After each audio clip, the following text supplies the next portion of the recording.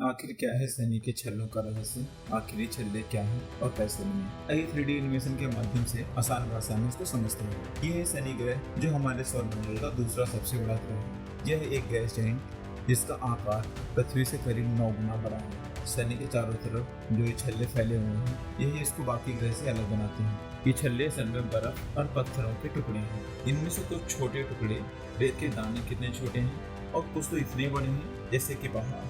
इनकी मोटाई केवल कुछ 100 मीटर है, लेकिन इनका फैलाव करीब लाखों किलोमीटर तक फैला हुआ है। अब सवाल ये उठता है कि आखिर ये छल्ले बने कैसे?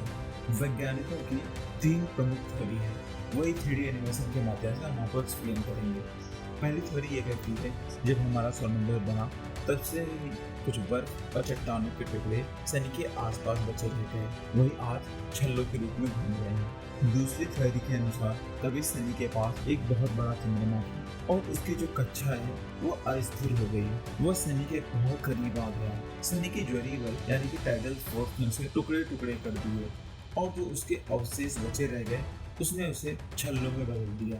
तीसरी थ्योरी ये मानती है कि कोई धूमकेतु या कोई क्षुद्र ग्रह शनि के पास आ गया। शनि के प्रबल गुरुत्वाकर्षण शक्ति में फंसकर वो टूट गया और उसके छोटे छोटे टुकड़ों में बदल गया।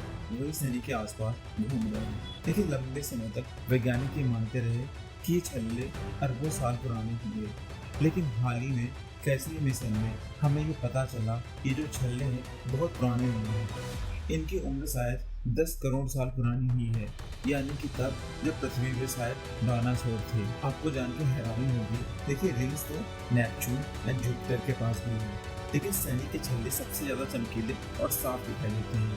ये इतने साफ दिखाई देते हैं कि आप पृथ्वी से एक टेलीस्कोप के माध्यम से भी इसको देख सकते हैं। तो दोस्तों, शनि के छल्ले सिर्फ एक खगोलीय दृश्य नहीं है, बल्कि ब्रह्मांड में रहस्य की जीती जागती कहानी है।